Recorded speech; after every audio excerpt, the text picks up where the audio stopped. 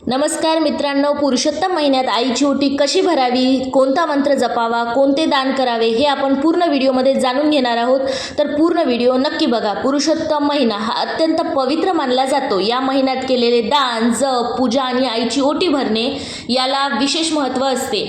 पण आईची ओटी नेमकी कशी भरावी, कोणत्या वस्तू ठेवाव्यात, यामागचं आध्यात्मिक महत्त्व काय आहे, आजच्या व्हिडिओमध्ये आपण याची संपूर्ण माहिती जाणून घेणार आहोत. पुरुषोत्तम महिना म्हणजेच पुरुषोत्तम मास हा भगवान श्री विष्णूंना समर्पित पवित्र महिना मानला जातो. या महिन्यात केलेले पुण्य अनेक पटीने वाढते असे मानले जाते. या महिन्यात दानधर्म, जप, व्रत, पारायण, तुलसी पूजा, आई वडिलांची सेवा यांना विशेष महत्त्व दिले जाते. आईची ओटी का भरावी? भारतीय संस्कृतीत आईला देवीचे रूप मानले जाते.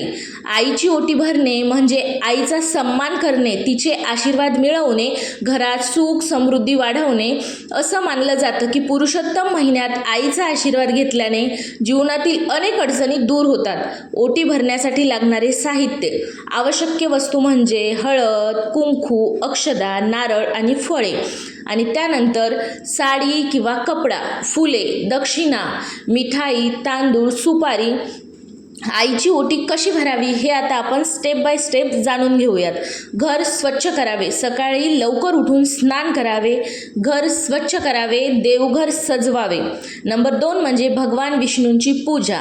भगवान विष्णू यांची पूजा करावी, दिवा लावावा, फुले अर्पण करावी, विष्णू मंत्र म्हणावा. मंत्र म्हणजे ओम नमो भगवते वासुदेवाय. याचा जप केला तर अतिशय चांगलंच. आईला पाटावर बसवावे, आईला आदराने पाटावर बसून तिच्या पायांना नमस्कार करावा, हळद कुंकू लावावे. ओटी भरावी, आईच्या पदरात तांदूळ, हळद, कुंकू, नारळ, फळे, दक्षिणा ठेवून ओटी भरावी. ओटी भरताना काय बोलावे? आई, तुझा आशीर्वाद सदैव आमच्यावर राहू दे, घरात सुख, शांती आणि समृद्धी नांदो. ओटी भरण्याचे फायदे मान्यतानुसार.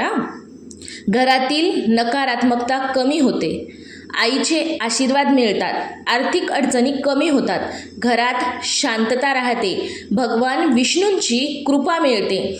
ओटी भरताना ह्या चुका करू नका.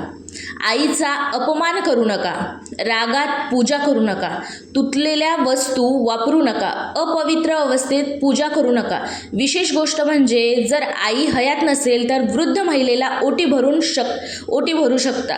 गरजू महिलेला साडी व अन्नदान करू शकता. यालाही पुण्य प्राप्त होते असे मानले जाते.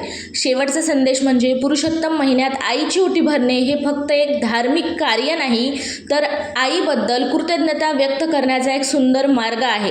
आईचे आशीर्वाद हे जीवनातील सर्वात मोठे धन आहे. जर तुम्हालाही हा व्हिडिओ आवडला असल्यास, ही माहिती आवडली असेल तर या व्हिडिओला लाईक करा, चॅनलला सबस्क्राईब करा आणि कमेंटमध्ये जय श्री विष्णू जरूर लिहा.